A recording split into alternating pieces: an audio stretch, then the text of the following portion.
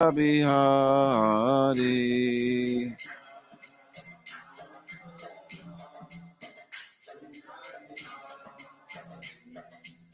Gopi Jana Vallabha Girivardhari.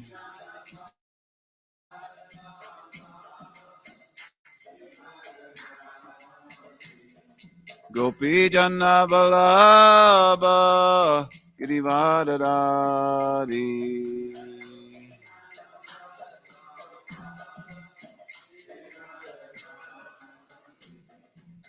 Yashodanandana Rajajana Ranjana.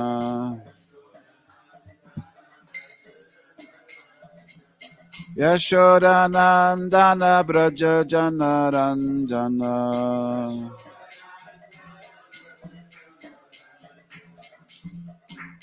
Yamunatira Vanachari.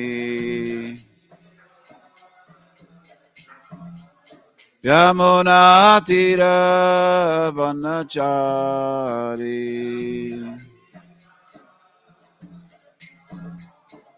Jaya Radha Madhava Kunja Bihari.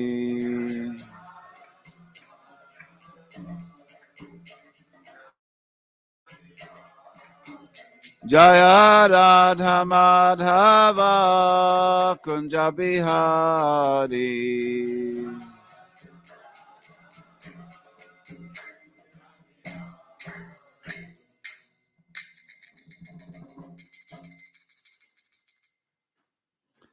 Jayam Vishnu Pada Paramahangsa Pariviraja Kacharya Srutarasata Srimad A.C. Bhaktivedanta Swami Srila Prabhupada Ki Jai. Srimad Bhagavatam Ki Jai. Grantaraj Srimad Bhagavatam Ki Jai. All glories to assembled devotees, all glories to Shri Guru and Shri Gauranga.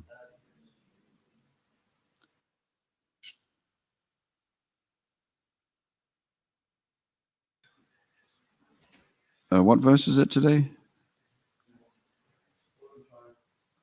4 and 5. Srimad Bhagavatam. Good morning. What's your name? Alessandro. Alessandro. From? Italy. Oh, from Italy. Buongiorno. Nice to see you. ¿Cómo estás? Something else. So we have Srimad Bhagavatam, and we have, what is the chapter? Chapter 1, that's easy. Om Namo Bhagavate Vasudevaya.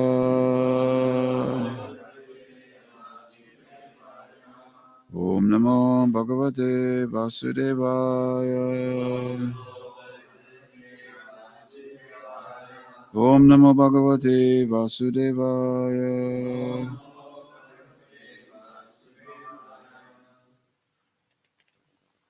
So we're reading the verses. Is it on the board behind me? Shira Shiruvacha Sadhu Prishtam Maharaj. Sadhu Prishtam Maharaj. Haresh Charitam Adbhutam. Haresh Charitam Adbhutam. Sadhu Prishtam Maharaja. Haresh Charitam Adbhutam. Yad Bhagavata Mahatmyam. Yad Bhagavata Mahatmyam. Sadhu Prishtam Maharaja. Haresh Charitam Adbhutam. Yad Bhagavata Mahatmyam. Bhagavad Bhakti Vardhanam. Easy. Giyate Paramang Punyam. Giyate Paramam Punyam. Rishibir Naradadibi. Rishibir Naradadibi. Natva Krishnaya Munaye Katayishye Hare Katam Giyate Paramam Punyam Rishibir Naradadibi Natva Krishnaya Munaye Katayishye Hare Katam Shirishiruvacha Sadhu Prishtam Maharaja Harishcharitam Adbhutam Yad Bhagavata Bhagavad Bhakti Varadanam Giyate Paramam Punyam Rishibir Naradadibi Natva Krishna Yamunaye Katayishye Hare Katam. Sorry, Katam.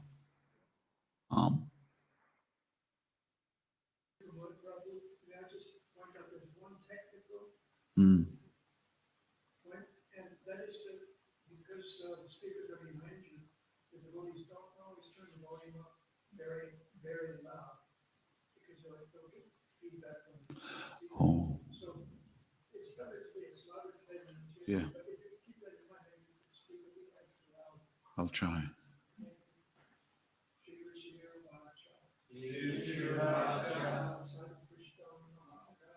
Sadhu Krishna Maharaja, Hare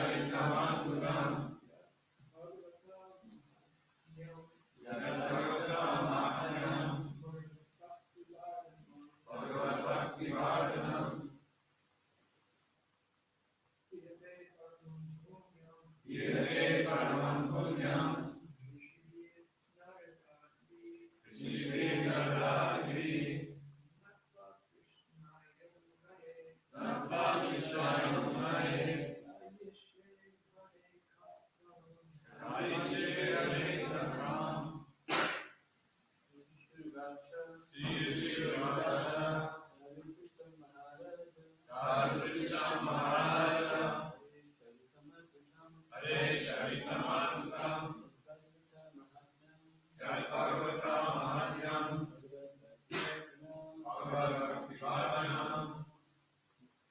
The ladies?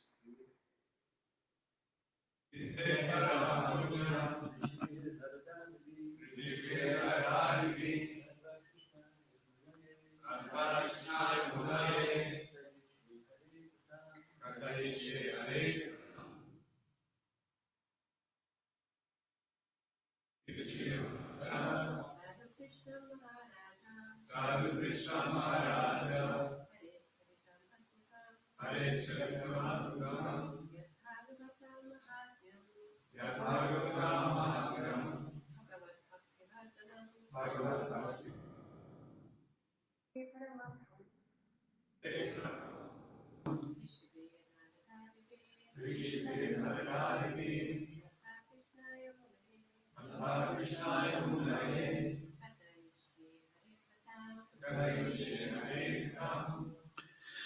Shri Rishi Uvacha.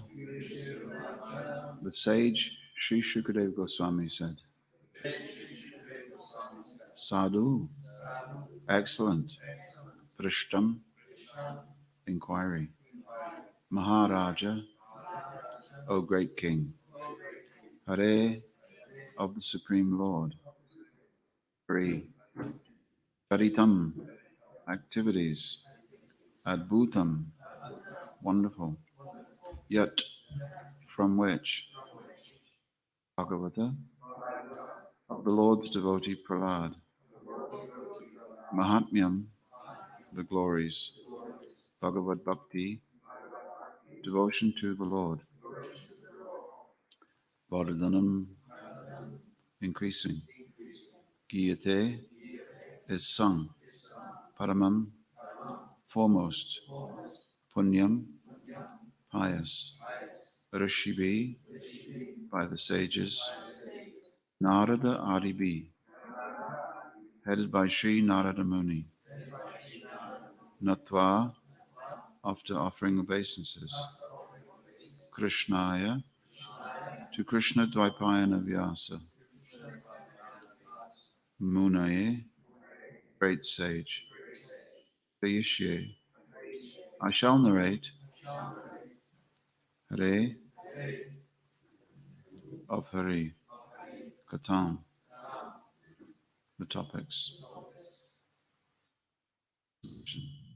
Great sage Shukadev Goswami said, my dear king, you have put before me an excellent question.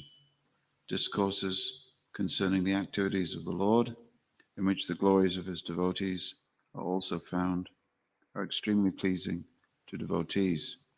Such wonderful topics always counteract the miseries of the materialistic way of life.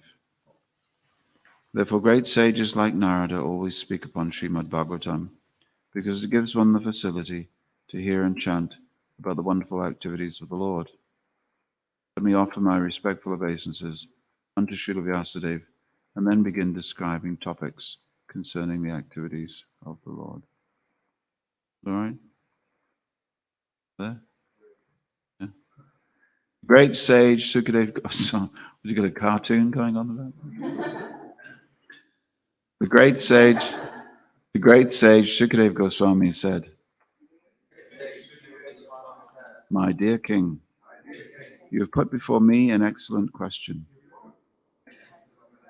Discourses concerning the activities of the Lord, in which the glories of his devotees are also found, are extremely pleasing to the devotees.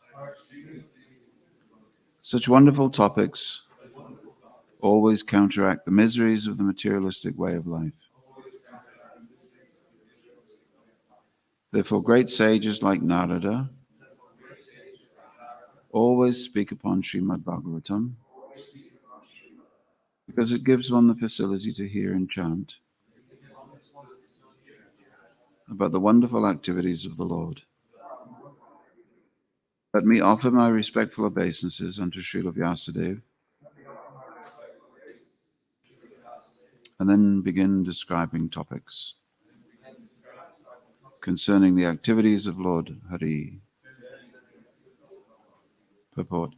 In this verse, Shukadeva Goswami offers his respectful obeisances Krishnaya Munaye, which means to Krishna Dvaipayana Vyasa. One must first offer one's respectful obeisances to one's spiritual master. Shukadeva Goswami's spiritual master is his father, Vyasadeva. And therefore he first offers his obeisances to Krishna Dvaipayana Vyasa, and then begins describing topics of Hari. Whenever there is an opportunity to hear about the transcendental activities of the Lord, we must take it. Sri Chaitanya Mahaprabhu recommends Kirtaniya Sada Hari. One should always engage in Krishna Katha by chanting and talking about Krishna and hearing about him. That is the only occupation of a Krishna conscious person. Om Jnana-timirandasya Jnananjana Shalakaya Chakshuram Militam Jena Tasmai Shri Gurave Namaha. Wonderful. So yesterday we were hearing something about the role of doubt and questions, and this verse begins with the speaker of the conversation thanking the inquirer about his questions. He says, Sadhu Prishte, or Sadhu Prishti. This is excellent. Sometimes when we have a ceremony, we shower flowers upon a devotee and we say, Sadhu, Sadhu, Sadhu. It's excellent person. Good morning. How are you an excellent person? Not you personally, but how are you an excellent person? How do you become an excellent person? Well, you excel in different qualities. And the most excellent person is the person who's rediscovered his natural relationship with the Supreme Personality of Godhead. So that person becomes a sadhu. And then, because, we also have this word that must be the same origin, sadhana. sadhana. How to become excellent is sadhana, the means to achieve something. Then a person becomes, reaches a perfection, and in this way we plot a person's course. Corrections if my Sanskrit is not right there. But yesterday we were hearing about whether, the whole question here is whether the Lord is partial, whether God is partial. And the whole of this next few chapters will be just to discuss why he's equal to everyone. And the story of Lord Nrsingadev will be told to show how the Lord is impartial. Now you may say, well, why do we spend so much time in the Srimad Bhagavatam, which is a book written for people who have no misconceptions about God? Why do we have this there? Because the question may also be raised. These questions do come up. They are doubts even of the enlightened souls. It seems that Krishna is partial sometimes, and yet he says that he's not. Indeed, Krishna, in the 9th chapter, he says that he's not. He says, what is that? What is that verse? He says, Samoham sarvabhuteshu. So, the reason this is important to understand is because our main business in life is to escape from the mode of ignorance first of all, but then we can start working on the mode of passion. Srila Bhaktisiddhanta Saraswati Thakur always said that, he said, I'm very happy when my disciples come into the mode of passion. Meaning that most of the time, the mode of ignorance is predominant. So you may take up a life of Krishna consciousness, but still be dominated by ignorance. Ignorance is sort of a morbidity, a turgidness, a sort of incalcitrance. It's people can't move forward at all in their life. If you've ever felt like that, I just can't move forward in my life. You ever had one of those dreams where you're trying to catch a plane and then you look down at your feet and your feet are stuck in mud? You just can't move forward. There are 2 times in life when this happens. They're called Sada Sati, according to astrology, and they last for 7 years each. And you can chart where they're going to come. But in that time, you better be settled in something, because it's hard to move forward. It just, your business doesn't move forward. Maybe legal disputes, there may be, challenges to your health. There may be things going, it's just this period. You just got to say, okay, this is sadasati. That's why it's the English expression, if you break a mirror, you'll have 7 years bad luck. So during sadasati, people can get very depressed. And then that's the time then people say, I just, that's my mind. I just can't get things together. I just feel I can't move forward. I'm a devotee, but I just don't feel it anymore. To which the senior sadhu has to say, just hang on for another 6 years. It gets better. So these periods can be overcome by the application of Krishna consciousness. My first such sadasati period came when I was around 16 to 18. And in that it was written, I didn't find this out too many years later. It said, in this period you're very likely to become disoriented and very depressed to the point of suicidal. I never got that far because I met the devotees, and immediately I stopped being the person that I was. I mean, they took my hair, they took my trousers, they took my rucksack, they took everything. They said, you have to surrender. And in those days, surrender meant, everything. So I was immediately placed on the path of bliss. And the next one came, I think, when I got married. But that was also okay. So we can rise above our destiny, our karmic destiny. And it's something that really does help people in a practical way. I go to many people's homes I spend more time in people's homes on the sofa than I do at the temple. And did I tell you I met this chap who played the flute, and he'd built a pyramid in his back garden. He was sort of an odd fellow, nice fellow. He was interested in Krishna and the Bhagavad Gita, and so he said, "You've got to spend the night in my pyramid." He said, "It'll recharge your chakras." I said, "Yeah, I've been thinking that my chakras need a bit of recharging." Okay. So there I was on the lawn, sleeping in a pyramid. Anyway, then he told me his story. Everybody's got a story, isn't it? They all got a story how they come to Krishna consciousness. Someone should write a book.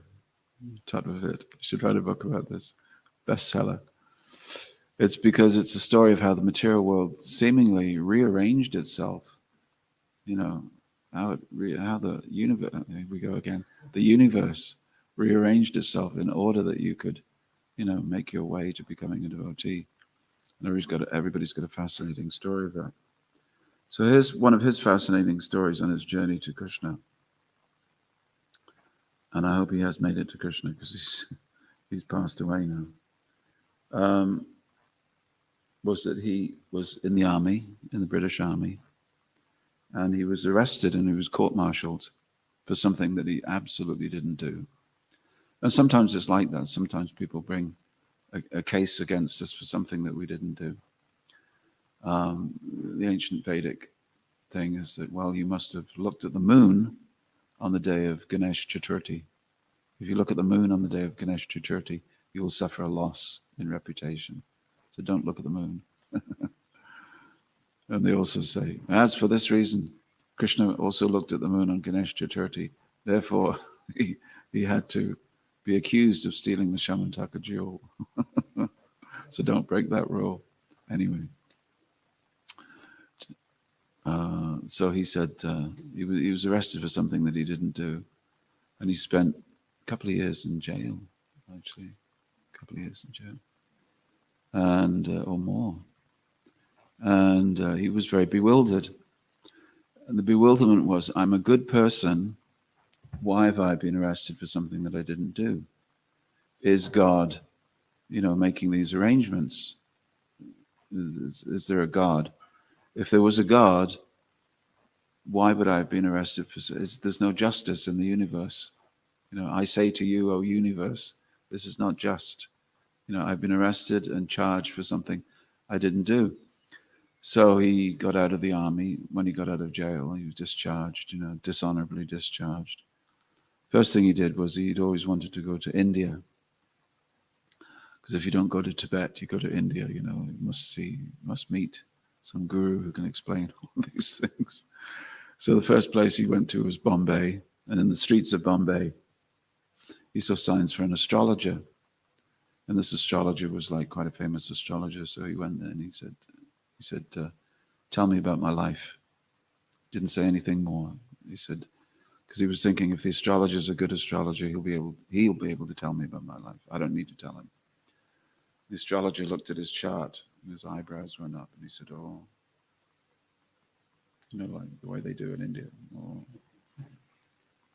If you want to become an advanced devotee of Krishna, you have to get the head wobble.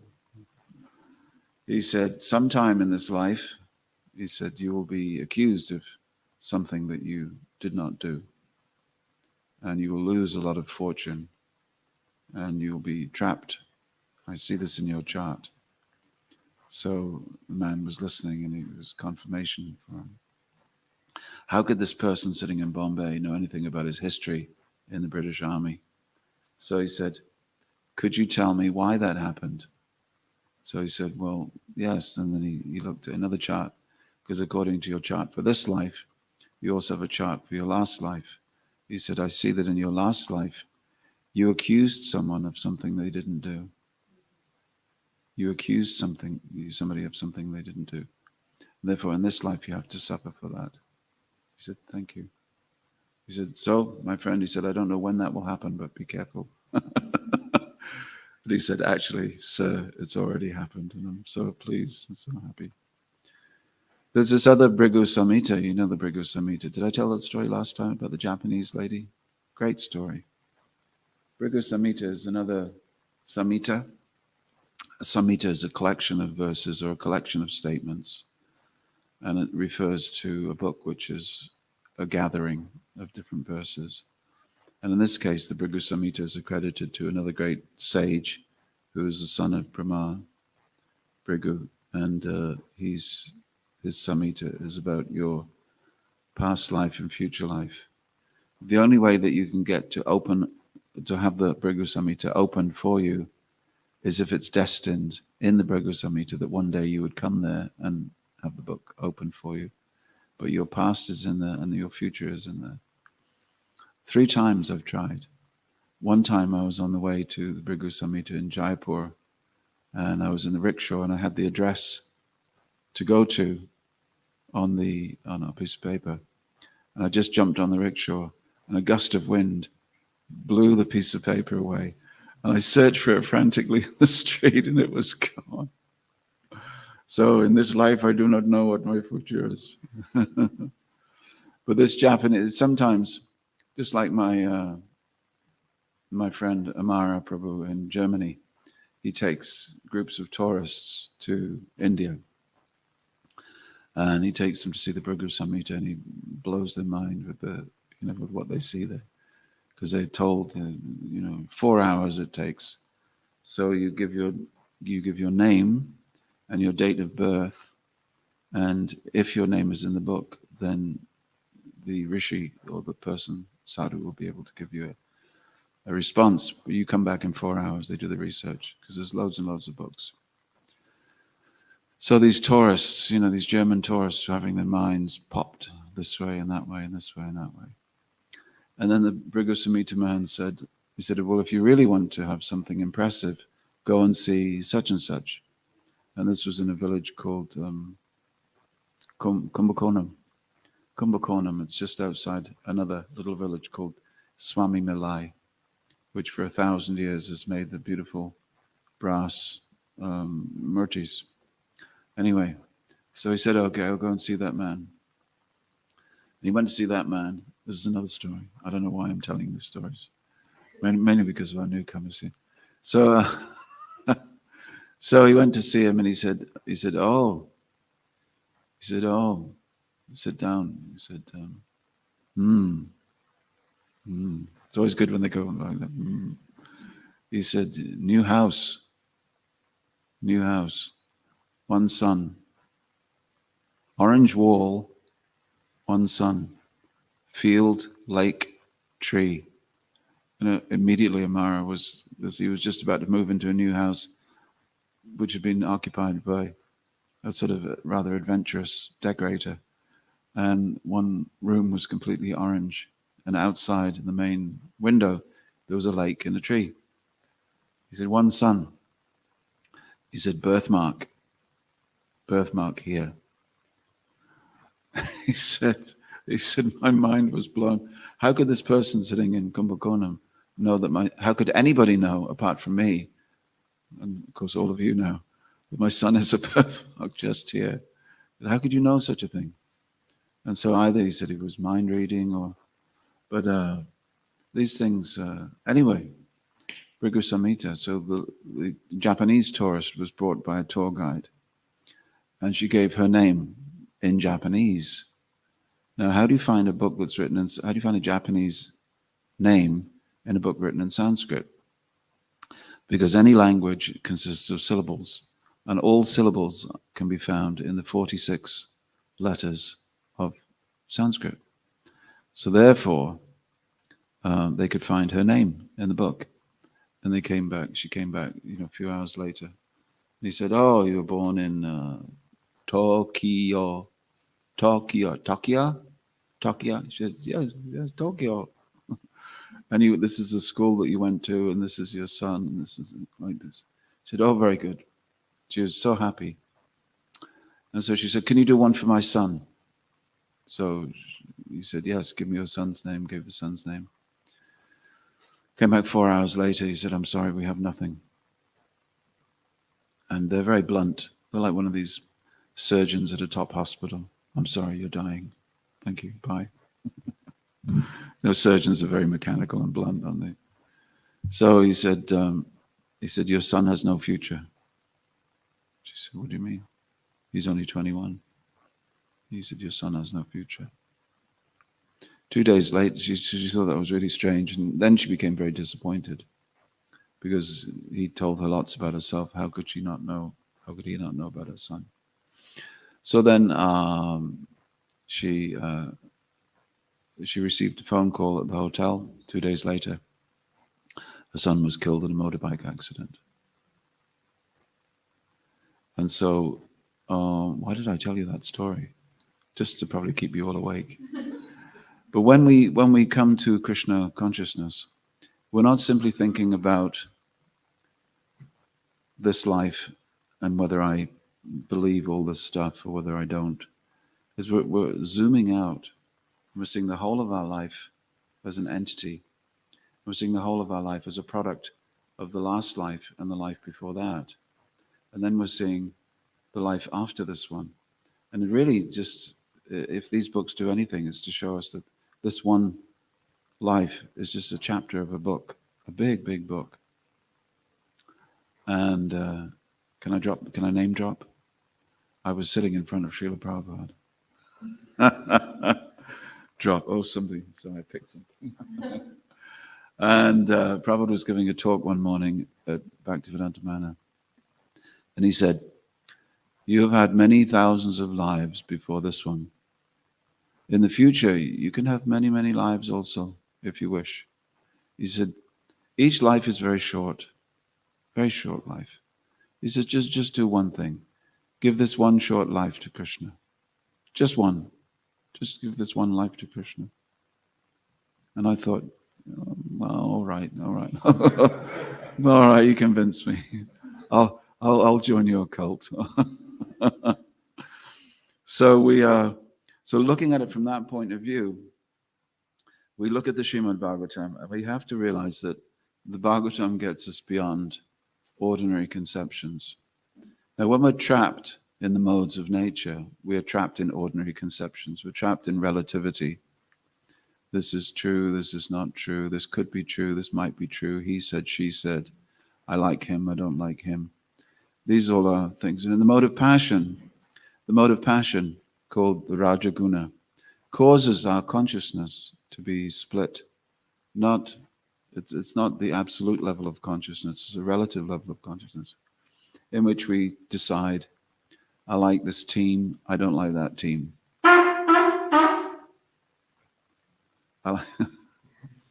I like this group, I don't like that group. I like this food, I don't like that food. I like him, but I don't like him. I like her. She's a friend, she's an enemy, That's my boyfriend, that's my ex-boyfriend. You see. That's my husband, that's my ex-husband. He ruined my life. Ruined my life. It was never right with him. So in this way we see with dichotomy. We We split everything into, and this is the sort of sankalpa vikalpa mode of life. Sankalpa vikalpa means sankalpa is accepting, vikalpa is rejecting. So even an amoeba does that. I was a young man studying biology, and I looked down the microscope and I saw an amoeba, and the teacher was telling me that an amoeba, it's only one cell. It's only got one cell. It's got no brain, but it accepts protein and it rejects things that are not protein. It eats and it runs away from, other one-celled creatures. So from the one-celled creature up to human beings and on to the gods, we are this mental function of accepting and rejecting. I like this, I don't like this. I like this, I don't like this. And we're doing it many thousands of times an hour. So the mode of passion conditions one to be very heavily accepting and very heavily rejecting. And the mode of passion is called Raja. And so a Maharaja is a king who is accepting and rejecting so much that he is very much concerned with borders and people who are his enemies, and he therefore has a host of spies working for him. So like that, always suspicious, always calculating. Another type of rajasic person is the businessman, in which the whole world is the customer. The whole world is a customer. Will you buy what I have to sell, or you're not a customer? Are you a long-time client, or you're the person who owes me money? In this way, he sees everything. So Prabhupada once gave a description of a beautiful young woman that was walking down the road, and she was seen by different people. She was seen by the young man, the young prince, who saw her externally. He said, "Oh, beautiful young woman, I'd like to chat her up," or whatever he said in Sanskrit. She kept on walking. She passed the businessman who was trying to sell things by the side of the road. He didn't see the beautiful young woman. He just saw a customer, a potential customer. He said, "Young lady, come and buy my bananas." She carried on walking. She carried on walking past the yogi, and the yogi looked at her and he said, "Oh, what is this bag of bones?" Simply a fleshy bag with 9 holes, out of which are oozing, mucus, pus, earwax, urine, sweat. Just see, what a bag. So the yogi was just seeing, he was seeing the whole world around him in terms of spirit souls being encased in fleshy bags. She carried on walking. She carried on walking past the thief, who didn't notice any of her beauty, didn't notice her hair, didn't notice anything. All he saw was her golden bangles. And he made his mind up, I'm going to go around the corner, I'm going to attack. And then she walked past, who was it? She walked past a vulture. And the vulture just saw not a woman, not beauty, not gold, not someone who could interact, not a victim. The vulture just saw, there's some nice flesh on that. I'll wait until she stumbles and falls and I'll eat it. So in this way, she was seen by so many different viewers. What is the reality?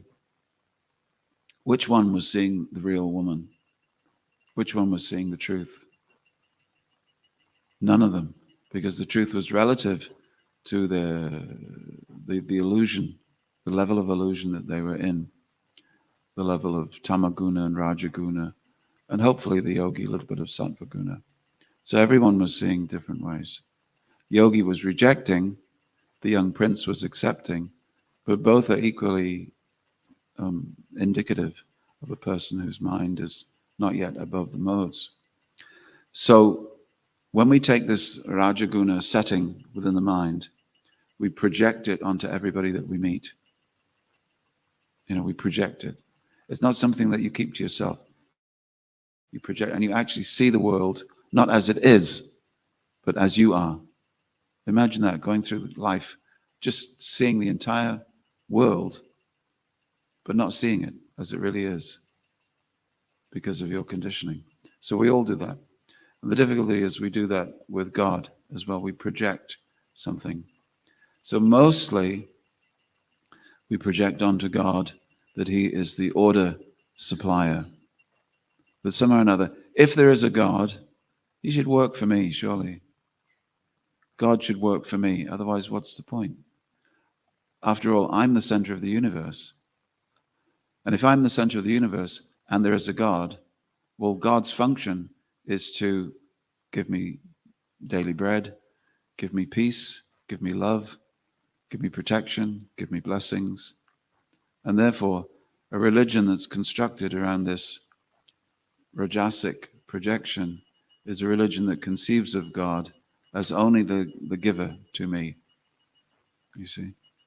And then we do that with our locality as well. Well, my God is, of course, the God of Israel. The God of Israel, nowhere else. My God is the God of Muhammad, no other, And so we become focused on that the absolute truth was revealed only in Israel, but only by this manifestation of God. Then, on the other side of the desert, another person says, no, I have the truth. I have the truth. And it's only been revealed to me at this point. I'm the final prophet. Anybody recording this? Is it being beamed anywhere? So in this way, we have a competition. Well, the Bhagavatam says, come on, God, the very definition of God, is the one supreme source. How can you have two gods? It's either Hashem, Yahweh, or it's Jehovah, or it's Allah. These are different names, and in ancient times, they were the gods of particular tribes. So the concept is very interesting that, for instance, in ancient Assyria, ancient Babylon, ancient, what we now call, Levant, they would have a god, and he would be the god of Prabhupada Prana, the chief of the tribe. And he would defeat others in battle. All those Sasanaks south of the border, they don't have the true God. We have the true God up here. So God would become very localized. And they would take the deities on a path. That's great. I'm glad you didn't play for the Queen's coronation. So so they would take the deities on a palanquin into war. In other words, our God is the true God, and therefore he will smite our enemies. So this we see in a lot of ancient texts, that the God of Israel smited the God of, the Canaanites, and the God of Medina, and the God of Mecca, and the God of Muhammad, slew with the blessings of this God. So it's almost like you have God as your personal friend, but he's only operative in this piece of geography. He's not operative anywhere else. And when something goes right, it's because our God of this area was pleased. When something goes wrong, then it's because we did something wrong. What are we going to do about it? Human sacrifice. Yesterday we had a sacrifice. A human was sacrificed. But there was no blood. So this concept applies whether you go to the Aztecs, or whether you go to the Incas, or whether you go to Africa, or whether you go to the Middle East, what we call the Middle East, or China, or the ancient Celts. God is very limited, and he's partial. Now in India it gets even more refined, because God seems to be sometimes partial to a particular tribe known as the Brahmins. In other words, he's the God of everyone. Yes, we understand that. But really, come on, he's the God of the Brahmins. Therefore, if you're born in a Brahmin family, it's because God already loves you.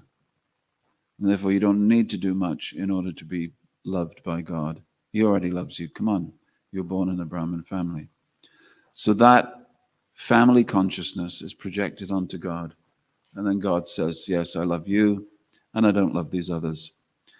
And that's why there's so much in our books about Krishna being not the God of a particular town, or particular country, or particular tribe, or a particular group of people, or a particular sect, but Krishna is the God of everywhere and everyone.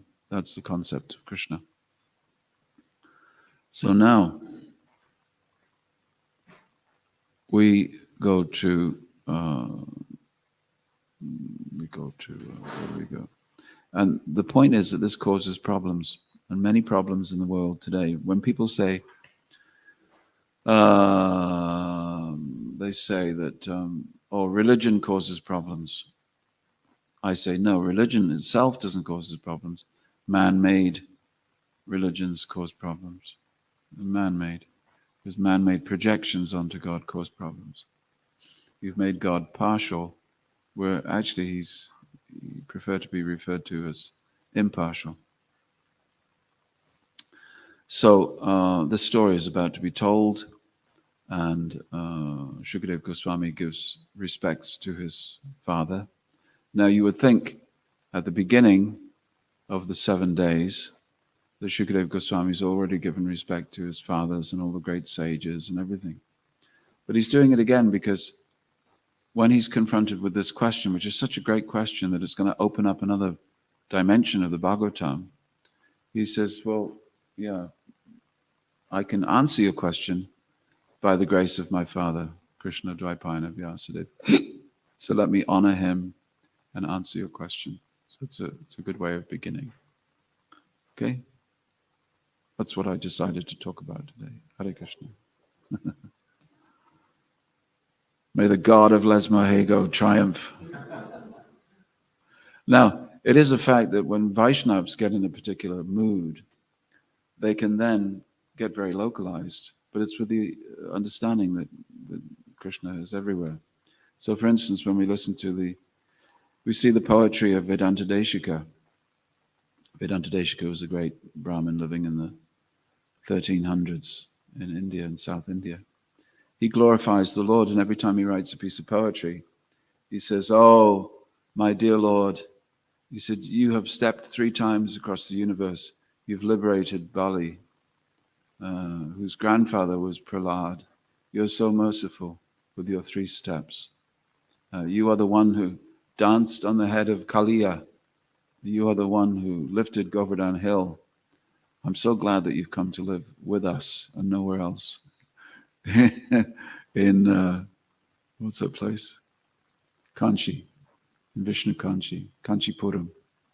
I'm so glad that you've come to live with us in Kanchipuram. It's amazing that that God who lifted Govardhan Hill is now with us in Kanchipuram.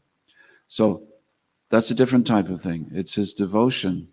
It's his devotion that is causing him to think that, yes, actually for me, Krishna is nowhere else. He's right here in front of me. So in the same way, we don't, living in this place, this beautiful temple, we don't think that Krishna is everywhere. That Chaitanya Mahaprabhu is everywhere. We think Chaitanya Mahaprabhu is here, along with Lord Nityananda. He's become very localized. Why? Because he's become localized to give his mercy.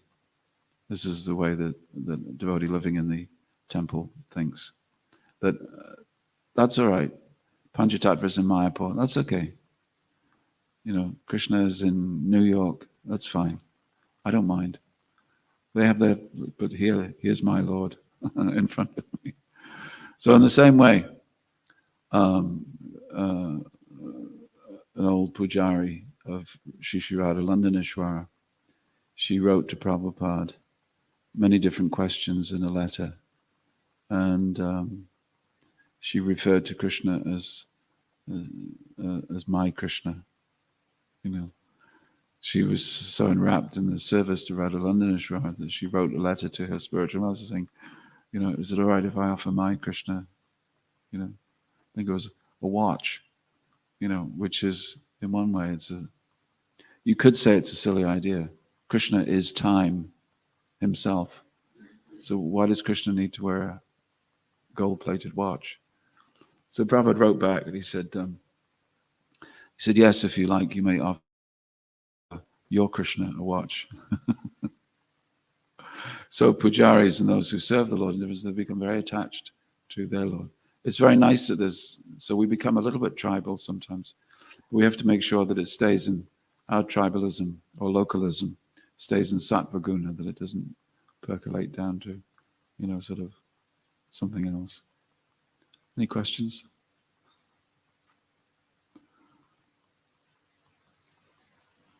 Panchatattva. Thank you very much. I'm just wondering, you said these like localized tribes, etc., they would have a deity and they would bring it into war. Yeah. And then, because then later we see the Christians and the Muslims are very much against any form of deity worship, or they call idolatry. Yeah.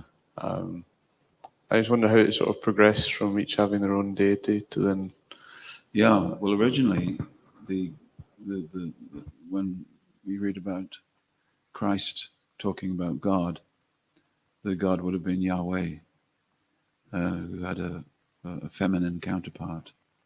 There was a feminine counterpart. There was a Shaktiman and a Shakti. This conception is very ancient.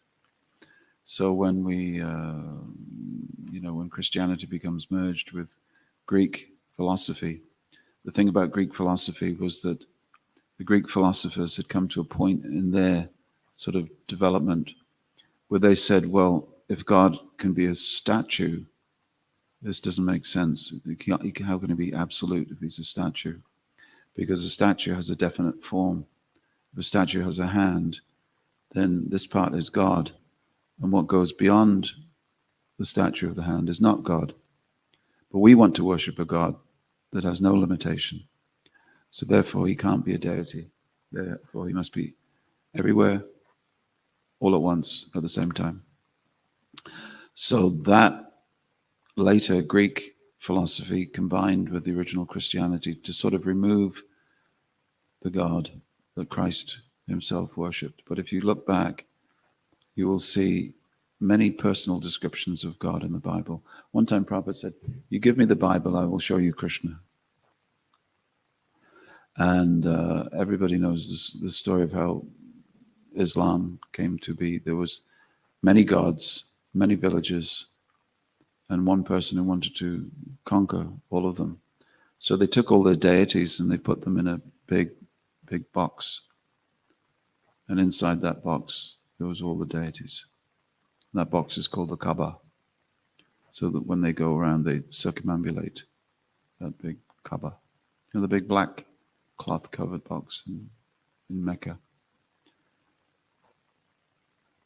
Now, I've never been inside that box. And I don't know anybody who has. It's a secret. But the story is that he brought all the tribal gods and he put them all in one place. So by doing that, by bringing them all together in one place, the idea was that, well, we're all united. And now the gods have no form because we put a big box around it. But cemented into that is a big, not exactly a Shalagram Shila, but a big meteorite in the corner. People go to that and they touch it. And this is said to be one of the original things that was worshipped. So everybody has an idea of how to change the multiplicity of gods into one God. So some people do it by denying the very form of God and sort of getting above by saying he's divine white light. Some people do it by gathering together all the tribal gods and putting them in one place. But it's very interesting. It's a very good story. I read a book written by a modern scholar about how different types of worship in the Middle East. We normally get our information from, the Bible, but if you go to older sources, of which a lot of research has been done now, Babylon, Assyria, Mesopotamia, you'll find that certain conceptions, certain very personal conceptions actually. He sits at the right hand of God. Have you heard that expression about him? He sits at the right hand of God. Well, that's because God has a right hand. It's not a poetic metaphor. Later on in the Middle Ages, people said it was a poetic metaphor. No. But that's like me saying, oh, he stands on the bank of the Yamuna playing his flute to attract all living beings. What that really means is the bank of the Yamuna. Yamuna is a river, which is a kind of like the Viraja conception of a river that separates the material world from the spiritual world. And the sound of the flute is like a cosmic energy that pulls you in. So really there's no Krishna, isn't it? I would sound very intelligent if I said, and you go, oh yeah, silly me for thinking there was ever such a person as Krishna. People do that. One of my friends went to India and he got talking with someone and he said, he thought he'd try a Bhagavad Gita verse on this sadhu. And he said, Sarva dharma parityajya mamekam. To give the whole verse. And the sadhu said, yes, very nice. And the sadhu looked at him and he said, you said that. 5,000 years ago, it was you that said that. He said, no, it was Krishna that said that. Ah, no, you are Krishna. You said that. And no matter what my friend said, he couldn't sort of get him around. It's very easy to seem to be more intellectual by denying the existence of Krishna. But or denying Krishna's impartiality. So that's why we have a whole expose coming. How Krishna is impartial. Because whether you're a demon or a devotee, as soon as you configure your consciousness to link the Supreme, then everything becomes opened up to you. Any more? Breakfast? That's it. We should finish now. Yeah, okay. All glories to Srila Prabhupada. Thank you very much. Hare Krishna.